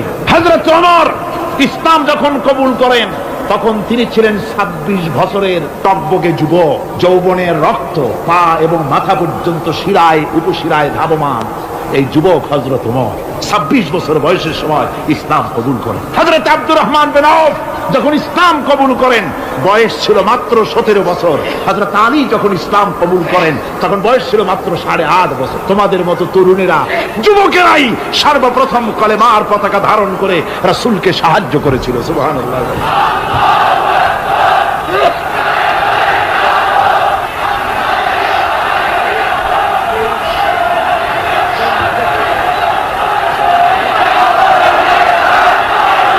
আমার মুসলমান ভাইয়েরা থামুন, আমার ভাইয়েরা, যুবকদের অবদানই চিরকাল ইসলামে বেশি ছিল। তাই বলে যারা বৃদ্ধ মানুষ তাদের কিন্তু কোনো মন খারাপ করার কোনো কারণ নাই, ঠিক কিনা? যেহেতু আমরা যারা বয়সের প্রান্তে এসে গেছি আমরাও ওই যৌবন কালটা পেরিয়ে এসেছি, ঠিক কিনা? আরেকটি কথা, কিয়ামতের দিন কোন বুড়ো মানুষ বেহেশতে যাবে না, সব যুবকরা যাবে। বেহেশতে যাবে কারা? বুড়োরা বোধহয় ভয় পেয়ে গেছে। রাসূল পাক সাল্লাল্লাহু আলাইহি ওয়াসাল্লাম বলেছেন, আমার কথা না, হুজুর বলেছেন কোন বুড়ো মানুষ বেহেশতে যাবে না, কোন কালো মানুষ বেহেশতে যাবে না। এখন রাসূল যদি বলেন তার কথাই তো আইন। হুজুর বলেন কালো মানুষ বেহেশতে যাবে না, একটা কালো মানুষ কান্দিয়ে তো পড়ি। হুজুর বলেন কেঁদো না, তুমি যখন বেহেশতে যাবে চাঁদের মতো সুন্দর চেহারা নিয়ে বেহেশতে যাবে। বুড়ার কান্না দেখে হুজুর বলছেন কেঁদো না, তুমি যখন বেহেশতে যাবে আল্লাহ তোমার যুবক বানায় পাঠায়। যেহেতু বেহেশত হচ্ছে যুবকদের জন্য। সুবহানাল্লাহ। অত নাজ নিয়ামত, অত আনন্দ, বুড়া মানুষে তো খাইয়া খুইয়া বেহেশত নষ্ট করে ভালো। এই জন্য যৌবন দরকার, স্বাস্থ্য দরকার বেহেশত উপভোগ করার জন্য। সেই জন্য বেহেশতে যাবে কারা? তরুণেরা যাবে। কারা যাবে? তরুণ তরুণী দিয়ে আল্লাহ পাক বেহেশত ভরে ফেলবেন। সুবহানাল্লাহ। আমার তরুণেরা, যুবকেরা শোনো, রাসূলুল্লাহ তোমাদের কত সম্মান দিয়েছেন। কে সম্মান দিয়েছে? রাসূলুল্লাহ এক জায়গায় বক্তৃতা করছেন, এমন সময় দেখা গেল একজন তরুণ সাহাবী, নাম তার জারীর রাদিয়াল্লাহু তাআলা। চাঁদের মতো চেহারা তার ছিল, খুব সুন্দর চেহারা ছিল তার। হযরত জারীর বসতে না পেরে জায়গা পায় না, দাঁড়ায় আছে। রাসূল নিজের গায়ের চাদরটা খুলে জারীরের দিকে নিক্ষেপ করলেন, বললেন, জারীর দাঁড়িয়ে আছো, আমার চাদরের উপরে বসো। সুবহানাল্লাহ। হযরত জারীর রাসূলুল্লাহর চাদর নিয়ে চুমা খাইতে লাগলেন আর বললেন, আকরামাকাল্লাহ কামা আকরামতানি ইয়া রাসূলুল্লাহ। হে রাসূল, আল্লাহ আপনার সম্মান আরো অনেক বাড়িয়ে দিন, যেমন আপনি আমাকে মর্যাদা দিলেন। হে রাসূল, আপনার চাদরে পৃথিবীর কোনো মানুষ বসতে পারে? আমার তরুণ ভাইয়েরা, আমার যুবক ভাইয়েরা, তোমাদেরকে রাসূল মহব্বত করতেন, ভালোবাসতেন সবচেয়ে বেশি। তোমরা আজ বাতিলের শিকার। কার শিকার? বাতিলের শিকার। তোমাদেরকে কি দেওয়া হয়? যে সব রাজনৈতিক দলের যুবক যারা তোমরা এখানে আছো, জিজ্ঞেস করি তোমাদের নেতারা তোমাদেরকে কি দেয়? দেয় অস্ত্র, দেয় টাকা, দেয় নারী ভোগ করার জন্য পয়সা, তোমাদের চরিত্র ধ্বংস করার জন্য সব রকমের হাতিয়ার তুলে দেয়। তোমাদের হাতে শোভা পায় কলম, হাতে শোভা পায় খাতা, হাতে শোভা পায় বই। বই খাতা কলমের পরিবর্তে তোমাদের নেতারা তোমাদের হাতে তুলে দেয় স্টেন গান, তুলে দেয় হেরোইন, তুলে দেয় টাকা। এরা তোমাদের নেতা নয়, এরা তোমাদের জীবনের দুশ্মন। জনগণেরা কি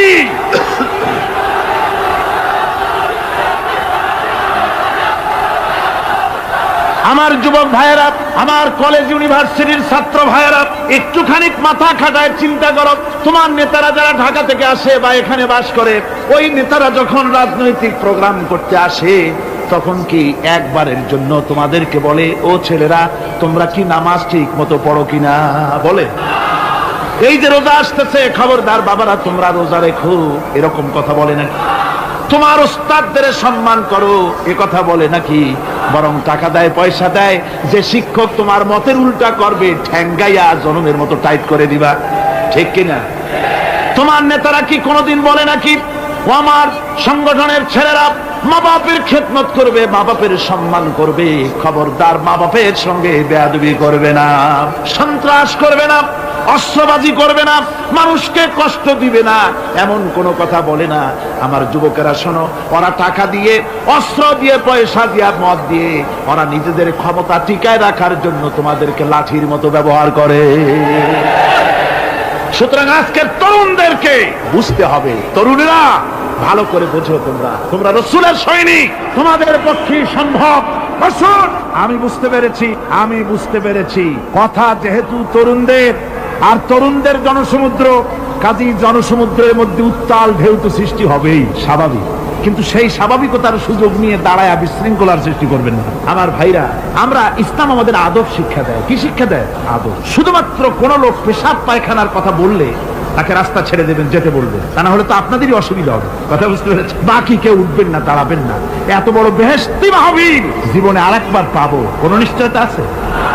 আপনি আমাকে বলেন, আল্লাহর আকাশের নিচে, জমিনের উপরে এর থেকে শ্রেষ্ঠ কোন মাহফিল আছে নাকি?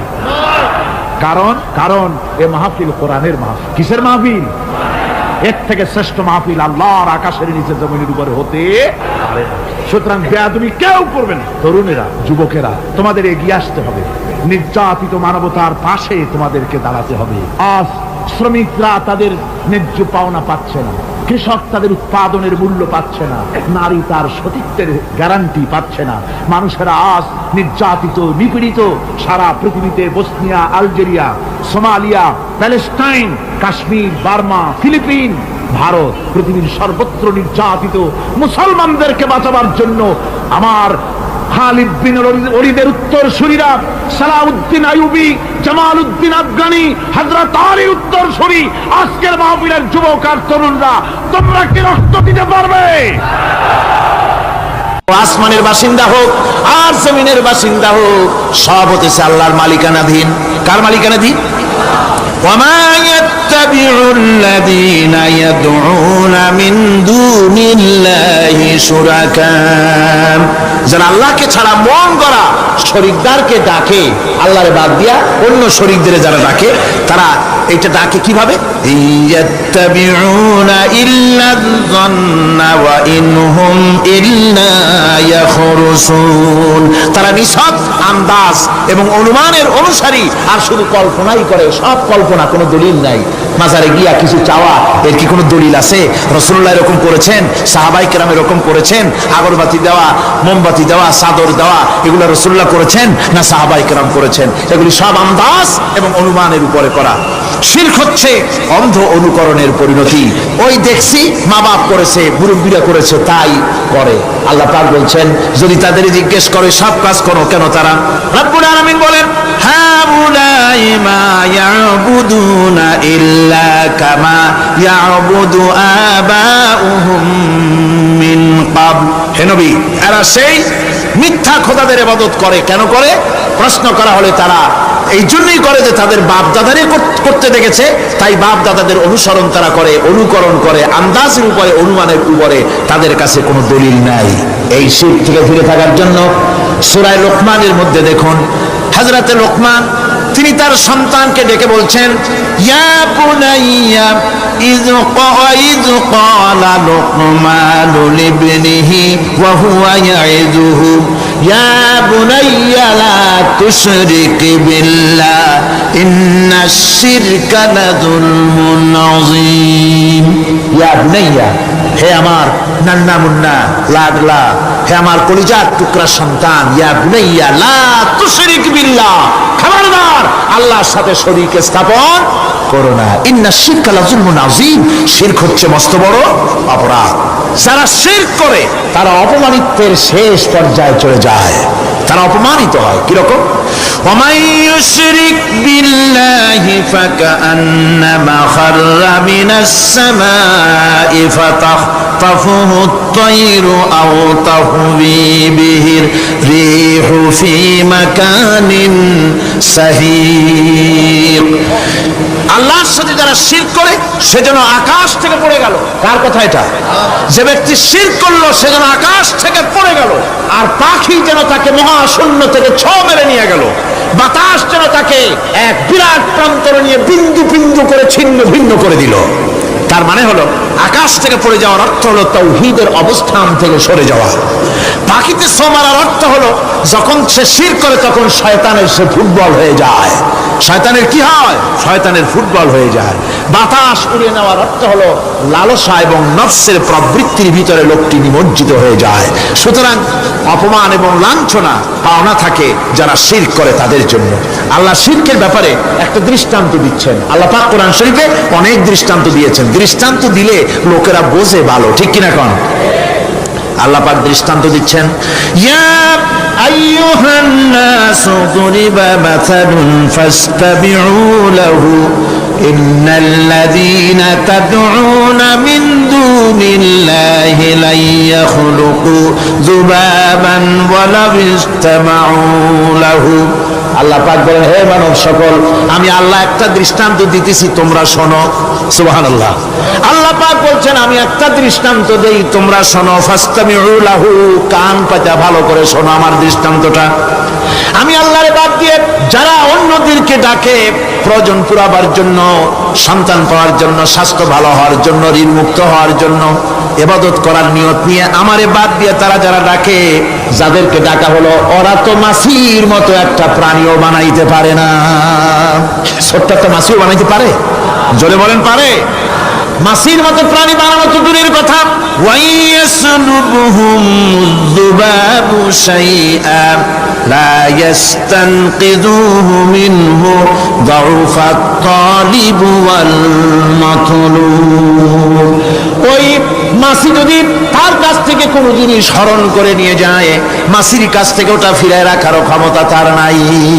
মূর্তি বানানো হয় 10খানা হাত, 20খানা হাত, 40টা মাথা, সামনে ডাব আছে, চিড়া আছে, কলা আছে, মুড়ি আছে, কত খাবার। মাছিতে সব যদি নিয়ে যায়, কুত্তায় দাঁড়ায় যদি গায়ে পেশাবও করে দেয়, এতগুলা হাত একটা হাত দিয়েও সরাইয়া দিতে পারে না। আল্লাহ পাক বলেন যাউফাত তালিবু ওয়াল মাতলুব। যাদের কাছে ওরা চায়, ওই আশ্রয় প্রার্থী আর আশ্রয়দাতা দুটোই দুর্বল। হাদিস শরীফে এসেছে, একবার এক মুশরিক রাসূল করিম সাল্লাল্লাহু আলাইহি সাল্লামের কাছে এসেছেন একটা ভাঙ্গা, ঠ্যাং ভাঙ্গা, কল্লা ভাঙ্গা একটা মূর্তি নিয়ে। হুজুর বলছেন যে তোমার এই মূর্তিটার কল্লা ঠ্যাং ভাঙ্গা কেন? সে ব্যক্তি কইল যে হুজুর, এটা হলো আমার খোদা। বিপদ আপদ থেকে বাঁচার জন্য সবসময় বলে রাখি, না জানি কোন সময় কোন বিপদে পড়ে যাই। পথে চলতে গিয়ে পেশাব আসলো, ভাবলাম খোদারে নিয়ে এই কাম করুন, তার রাস্তার উপরে দাঁড় করায় রাখা, এরপরে আমার কাজ সারলাম। এসে দেখি খোদাটার মাথা থেকে শুরু করে পা পর্যন্ত খালি ভিজা। ভাবলাম খোদার শরীর ভিজা, নিশ্চয়ই কোনো বরকতের পানি হবে। কোলে তুলে নিয়ে চাট আরম্ভ করলাম। চাটতে গিয়ে টের পাইলাম যে গন্ধ লাগে টক টক। আশ্চর্য কথা, বরকতের পানি এরকমের ঝাঁঝালো গন্ধ, নাক ছিঁড়ে যাওয়ার মতো। বিষয়টা কি? কিসের বরকত? এদিক ওদিক তাকায় দেখি দূরে একটা কুত্তা দাঁড়ানো, আর তার নিচের থেকে পানি টপকাচ্ছে। তখন বুঝলাম কি বরকতের পানি। কয় হুজুর, মেজাজটা খারাপ হয়ে গেল। খোদাটার ঠ্যাং না ধরিয়া ঠ্যাং ধরে বললাম, তুই খোদা না হুদা? কুত্তার পেশাব দিয়া নিজের বাঁচাইতে পারো না, আমারে বাঁচাবি কেমনে? হুজুর জিজ্ঞেস করলেন, আমার কাছে কেন এসেছ? মুশরিক ব্যক্তি বলছি, ইয়া রাসূলুল্লাহ, জীবনের ভুল বুঝতে পেরেছি, আমি এখন তাওহীদের শরবত পান করতে এসেছি। নবীজি বললেন, পড়ো লা ইলাহা ইল্লাল্লাহু মুহাম্মাদুর রাসূলুল্লাহ।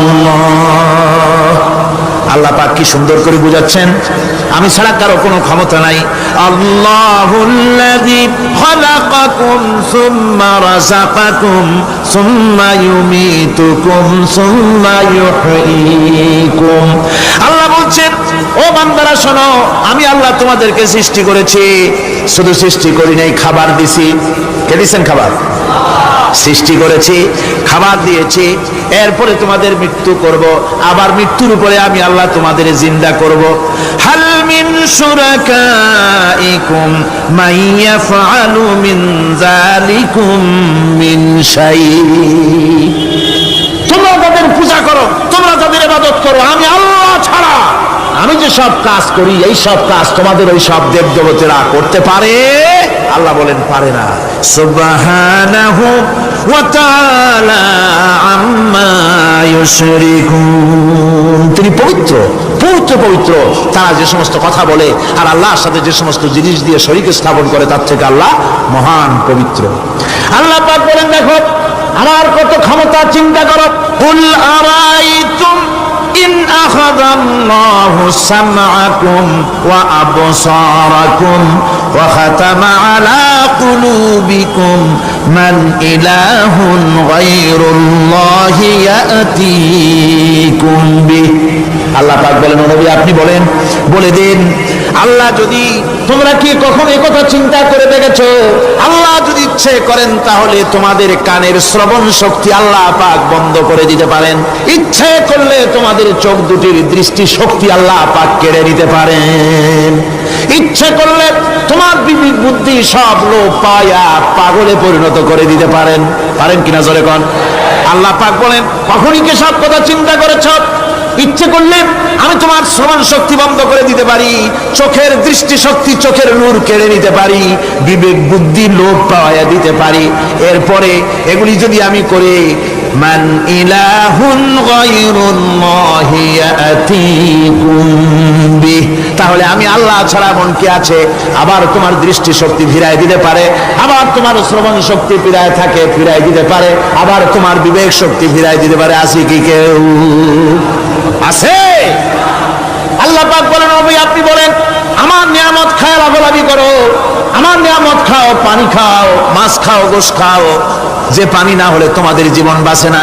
কুল আরাআইতুম ইন আসবাহা মাউকুম গাওরান ফামান ইয়াতিকুম বিমাইন মাইন। নবী বলে দিন, সমুদ্রের পানি, দরিয়ার পানি, কুয়ার পানি, পাতালের পানি, সমস্ত পানি যদি আমি আল্লাহ শুকায় দেই, তাহলে এমন কোন খোদা তোমার আছে নতুন করে পানি আমদানি করে দিতে পারে? কি সুন্দর করে আল্লাহ বুঝাচ্ছেন, সুবহানাল্লাহ, সুবহানাল্লাহ।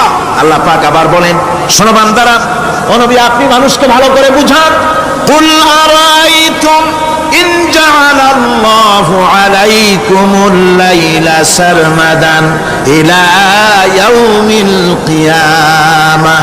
ও নবী ভালো করে বুঝান, আমি যদি এই রাত্রটাকে টেনে কিয়ামত পর্যন্ত লম্বা করে দেই, এই রাত যদি আর সকাল না হয়, মান ইলাহুন গায়রুল্লাহি ইয়াতিকুম বিদিয়া, আমি আল্লাহ ছাড়া কে আছে এই রাতের অন্ধকার দূর করে দিয়ে সূর্যের আলো এনে দিতে পারে? আছে কেউ? আফালা তাসমাউন, তোমরা শুনতে পাও না? কান নাই? আল্লাহ পাক বলছেন শুনতে পাও না? ইচ্ছে করলে আমি তা করতে পারি।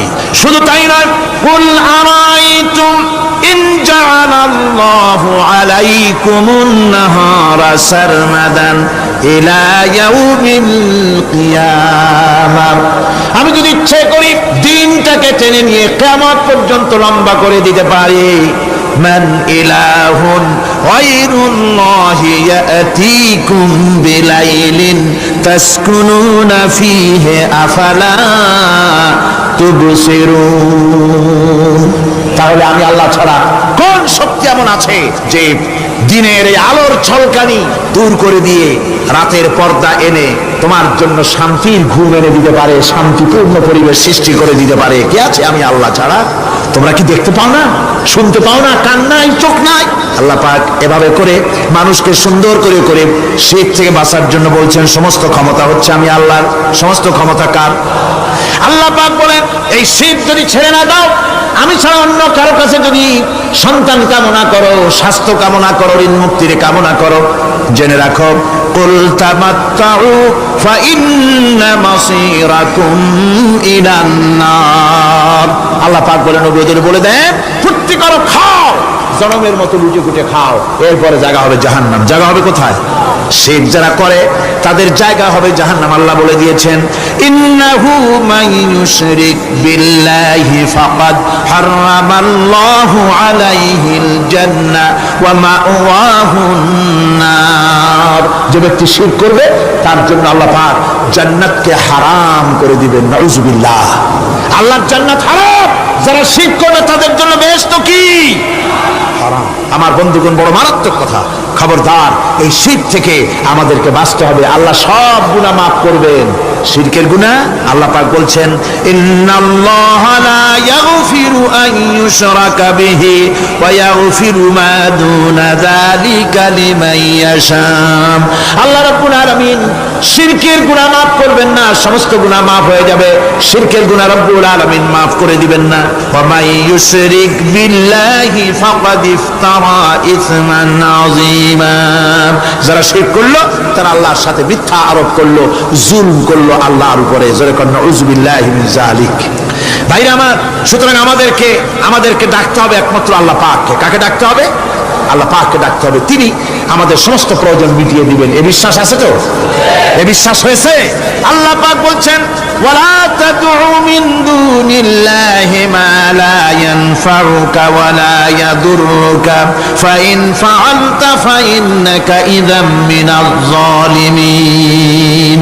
আল্লাহকে ছেড়ে এমন শক্তিকে কেন ডাকো যে শক্তি তোমার কোনো ফায়দা করতে পারবে না, কোনো ক্ষতিও করতে পারবে না, এমনকি ওরা নিজেদেরও কোনো উপকার করতে পারে না। আল্লাহ পাক আরো বলেন ওয়াইয়ামসাসকাল্লাহু বিদুররিন ফালা কাশিফা লাহু ইল্লা হুয়া। আল্লাহ পাক যদি কোনো বিপদ দেন, ওই বিপদ থেকে তোমাকে কেউ ফিরাইয়া দিতে পারে না। ওয়াইয়ুরিদিকা বিখাইরিন ফালা রাদ্দা লিফাদলি। আল্লাহ পাক যদি তোমার কোনো অনুগ্রহ করতে চান, তোমাকে যদি কোনো সাহায্য করতে চান, সেই সাহায্যের মুখেও তোমাকে কেউ প্রতিরোধ গড়ে তুলতে পারে না, আল্লাহ সাহায্য ফিরাই দিতে পারে না। সুতরাং সবকিছুর মালিক হচ্ছেন আল্লাহ। চাইতে হবে আল্লাহর কাছে। বলুন তো জোরে সোরে, হায়াতের মালিক কে? সমস্ত মুসলমানদেরকে চিল্লায় বলতে হবে। দাঁড়ানো মানুষ, বসা মানুষ, সব মুসলমান একযোগে শরীরের সমস্ত শক্তি দিয়ে বলুন হায়াতের মালিক কে? মওতের মালিক কে? হাসাবার মালিক কে? কাঁদাবার মালিক কে? খেতে দেওয়ার মালিক কে? মৃত্যু দেওয়ার মালিক কে? সব কিছুর মালিক কে? আল্লাহ সুবহানাহু ওয়া তাআলা। তিনি হচ্ছেন একমাত্র আমাদের প্রভু। ওই আল্লাহ রাব্বুল আলামিন বলেন ওয়াবুদুহু ওয়াশকুরু লাহু ইলাইহি তুরজাউন। ওই আল্লাহর ইবাদত করো, তার শুকর আদায় করো, তার দিকেই আমাদের সকলকেই ফিরে যেতে হবে। আমরা বিপদে পড়ি, মুসিবতে পড়ি, যে অবস্থায় থাকি আল্লাহ আমাদেরকে বাঁচান, রক্ষা করেন, এই বিশ্বাস আমাদের মনের মধ্যে সবসময় থাকতে হবে। আমরা ঝড়ের মধ্যে পড়ি, বৃষ্টির মধ্যে পড়ি, বিপদে পড়ি, যেখানেই থাকি, যত কষ্ট করি, সব জায়গায় আল্লাহ আমাদের হেফাজত করেন। কে করেন? হেফাজত। সুতরাং কোনো মাজারে নয়, কোনো কবরে নয়। আপনারা এর থেকে, এই সমস্ত শিরক এবং বিদআত থেকে আপনাদেরকে বাঁচতে হবে। আকাশ থেকে, জমিন থেকে খাদ্য, রিজিক, ভালো সবকিছু আল্লাহ পাক আমাদেরকে দেন। আইলাহুম্মা আল্লাহ। এই সমস্ত কাজে আল্লাহর কোনো শরীক নাই। আছে নাকি কোনো শরীক? যদি থাকে কুল হাতু বুরহানাকুম ইন কুনতুম সাদিকিন। যদি তোমাদের কোনো দলিল থাকে, যদি সত্যবাদী হও তোমাদের দাবিতে, তাহলে সেই দলিল তোমরা নিয়ে আসতে পারো। আমাদেরকে পরিষ্কারভাবে সবকিছু চাইতে হবে আল্লাহর কাছে। এই ঈমান আজকে পোক্তা হলো তো? যারা বলেন পোক্তা হলো। আমরা মোনাজাত করবো। এখন কি করব? মোনাজাত হবে। দাঁড়ানো ভাইরা বসেন, এক মুহূর্তের ভিতরে দাঁড়ানো ভাইরা বসে বলুন আল্লাহর কাছে এখন আমরা চাইবো। আজকে জুমার রাত, আজকে কিসের রাত? যে আল্লাহর এত শক্তির কথা বললাম, সেই আল্লাহর কাছে চাইবো, ভিক্ষা করবো আজকে। আল্লাহর কাছে চাইবো। আল্লাহর কাছে চাওয়া থেকে যারা মাহরুম হয় তাদের অবস্থা যে কত করুণ। আল্লাহর কাছে যদি হাত পাতার মতো হিম্মত না হয়, মুনাজাতের কথা শুনে যারা হাঁটে, আমার দুঃখ হয় তাদের জন্য, করুণা হয় তাদের জন্য। আল্লাহ পাকের কাছে হাত তুলতে হবে, আল্লাহর কাছে হাত তুলতে হবে। কার কাছে হাত তুলতে হবে? আল্লাহর কাছে। এখন মোনাজাত হবে, দাঁড়ানো ভালো বসেন, কোন মুসলমান দাঁড়ানো থাকবেন না। সাহায্য আমরা প্রাণ ভরে চাইবো আল্লাহর কাছে। কার কাছে? একটি হাদিস আপনাদেরকে শোনাতে হয়।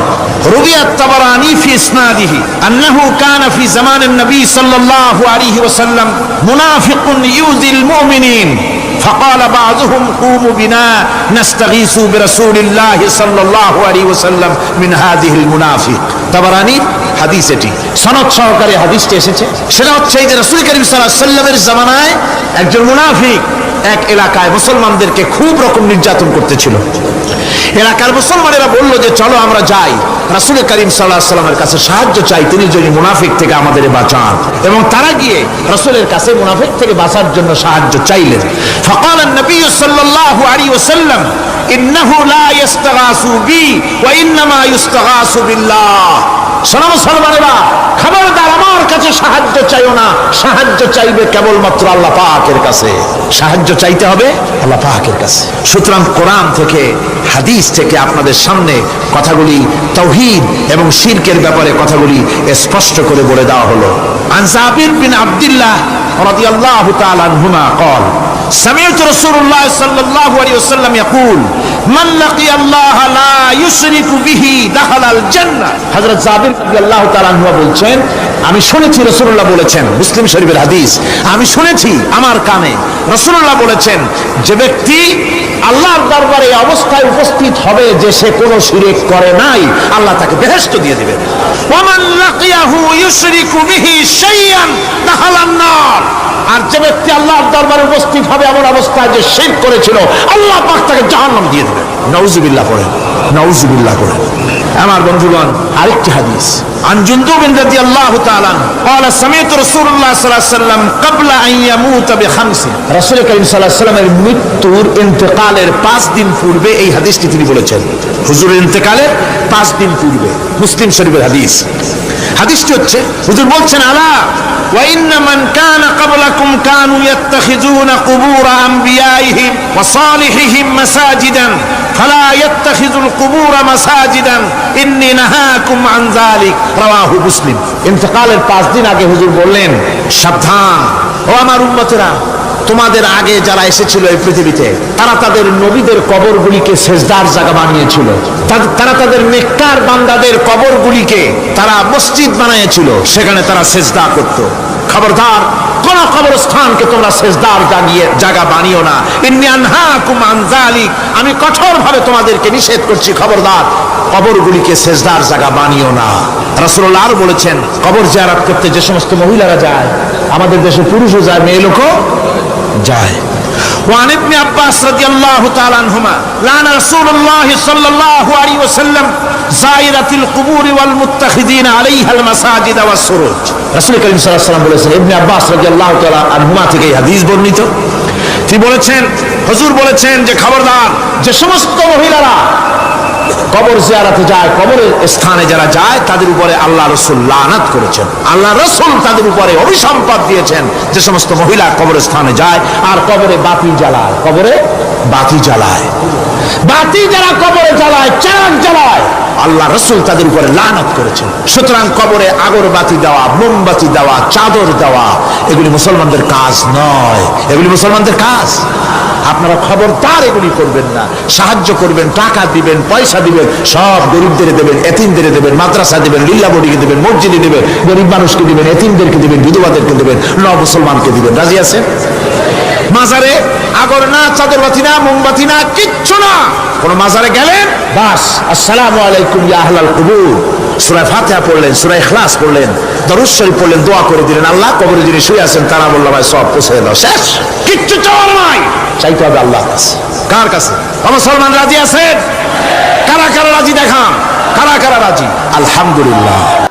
আল্লাহ পাক কোরআনে কারীমের মধ্যে বলেন, এই পৃথিবীতে যদি ফেরেশতা বাস করত, মানুষ বাস না করে, কুল্লাউ কানা ফিল আরদি মালাইকাতুন ইয়ামশুনা মুতমাইন্নিনা লানাজ্জালনা আলাইহিম মিনাস সামাই মালাকার রাসূলা। আল্লাহ রাব্বুল আলামিন বলেন, নবী বলেন, এই পৃথিবীতে যদি ফেরেশতা চলাফেরা করত, এই পৃথিবী যদি ফেরেশতার বসবাসের জায়গা হতো, তাহলে মানুষকে নবী না বানায়া আমি ফেরেশতাদেরকে নবী বানায়া দিতাম। যেহেতু পৃথিবীতে বাস করে মানুষ, কাজী নবীও পাঠাইছি মানুষ। কথা বলেন না কেন? নবীও কি? সমস্ত নবীরা হচ্ছেন মানুষ। ভাইরা আমার, একটা চিন্তা করেন, ফেরেশতা যদি আমাদের জন্য নবী হতো, আমাদের জন্য তাহলে ihsan হতো না, কল্যাণ হতো না। কারণ ফেরেশতারা পুরুষও নয়, নারীও নয়। ফেরেশতাদের বউ নাই, বিবি নাই, বাল বাচ্চা নাই, তাদের কিছুই নাই। বাড়ি নাই, ঘর নাই, মোষ নাই, গরু নাই, কল নাই, কারখানা নাই, ক্ষেত নাই, খামার নাই, নির্বাচন নাই, ভোট নাই, তত্ত্বাবধায়ক সরকার নিয়ে কোনো মাথা ঘামানো নাই।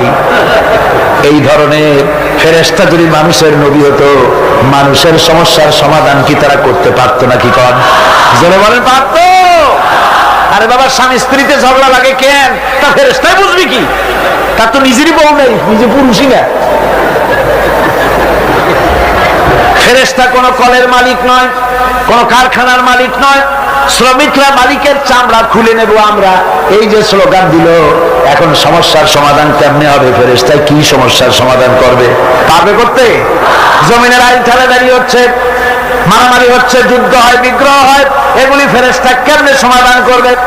আমাদের দেশে যে বর্তমান রাজনৈতিক সংকট হয়েছে, এই সংকট ফেরেশতাদের যদি দিয়ে দেওয়া হয়, ফেরেশতারা শুধু কাঁদবে আর বলবে, আল্লাহ এই বিপদে আমাদের কেন ফেলালে? মানুষের সমস্যা বোঝে মানুষের সমস্যা কে বোঝে?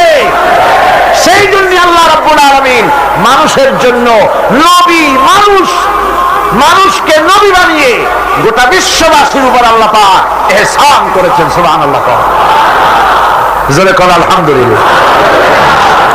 ভাইরা আমার,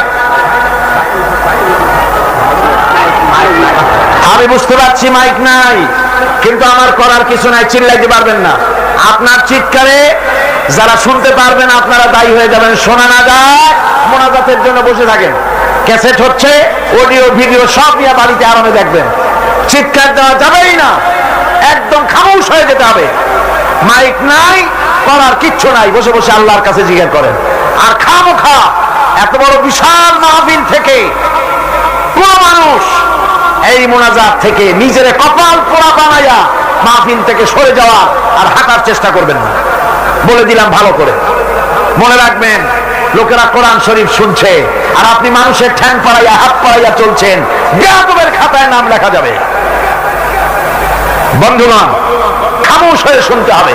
শোনা না যায়, তারপরে বসে থাকুন, এটাও সব হবে। এটাও কি হবে? কারণ আপনি যখন বাড়ি থেকে রওনা করেছেন, 70,000 ফেরেশতা আপনার পেছনে পেছনে আপনার জন্য আল্লাহ পাকের কাছে আপনার গুনাহ মাফ চাইতে চাইতে মাহফিলে পৌঁছে গেছে। আমার রাসূল বলেছেন, বান্দারা যখন বসে গিয়েছে, ফেরেশতারা তখন বলে, রব্বুল আলামিন, তোমার বান্দারা তো সব বসে গেছে, এখন আমরা কি করি? পথে পথে তার গুনাহ মাফ চেয়েছি, আর প্রত্যেক কদমে কদমে 10 করে নেকি লিখেছি, এখন কি করব? আল্লাহর নবী বলেন, আল্লাহ পাক তখন ফেরেশতাদেরকে অর্ডার দিয়ে দেন, ও আমার ফেরেশতারা, আমার বান্দারা যতক্ষণ পর্যন্ত কোরআনের মাহফিলে, হাদিসের মাহফিলে, আমার জিকিরের মাহফিলে যতক্ষণ বসে থাকবে, তাদের প্রত্যেক শ্বাস এবং প্রশ্বাসের বিনিময় 10 করে নেকি আমলনামায় লিখতে থাকো। এখানে আসো, বসো। ভাইরা আমার, নবীরা হচ্ছেন পৃথিবীর শ্রেষ্ঠ মানুষ। তাদের মতো শ্রেষ্ঠ মানুষ আর পৃথিবীতে নাই। তারা নিজের থেকে কোনো কথা বলেন না, তারা কথা বলেন আল্লাহর কথা। জোরে বলেন, কার কথা? নবীও মানুষ, আমরাও মানুষ। পার্থক্য আমি আপনাদের বুঝাই দিলাম। পার্থক্য হলো, দুনিয়ার সব মানুষ মিথ্যা বলতে পারে, গুনাহ করতে পারে, সব রকমের কাজ করতে পারে, কিন্তু নবীরা কোনো গুনাহ করেন না। জোরে কোন সুবহানাল্লাহ। এখানেই পার্থক্য। আর নবীরা যা বলেন আল্লাহর কথা বলেন। কার কথা বলেন? আল্লাহ পাক বলছেন আমার নবী ওয়ামা ইয়ানতিকু আনিল হাওয়া ইন হুয়া ইল্লা ওয়াহিয়ুহা। নবী আমার নিজের নফসকে অনুসরণ করে, নিজের প্রবৃত্তিকে অনুসরণ করে কোনো কথা বলেন না। নবী যা বলেন সব আমার কথা বলেন, আমি যা বলতে বলি তাই বলেন। নবী যদি আমার থেকে আমি বলি নাই এমন কোন কথা যদি তিনি আমার নামে কোরআন শরীফের ভিতরে যদি ঢুকাই দিতেন, তাহলে কি করতাম শোনো, ফালাউ তাকাওয়ালা আলাইনা বা'দাল লাকাবিল লাখাযনা মিনহু বিল ইয়ামিন।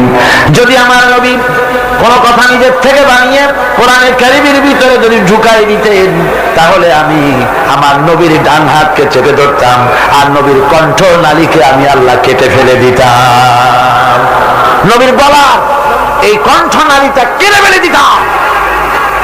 আমার নবী আমি যা বলেছি সেটাই তিনি বলেছেন, নিজের থেকে কোনো কথা বানান নাই। জোরে কর সুবহানাল্লাহ। এই নবীদের কে বানান? জোরে কর না, কে বানান নবীদেরকে? আল্লাহ পাক নবী বানান। নবী ভোট দেওয়া হয় না, নবী নির্বাচন করে হয় না, নবী ইলেকশন করে হয় না, নবী আল্লাহ বানান। এই নবী পৃথিবীতে রাসূল করিম সাল্লাল্লাহু আলাইহি ওয়াসাল্লাম বলেছেন আমার পরে 30 জন মিথ্যাবাদী নবুয়তের দাবিদার হবে। কয়জন?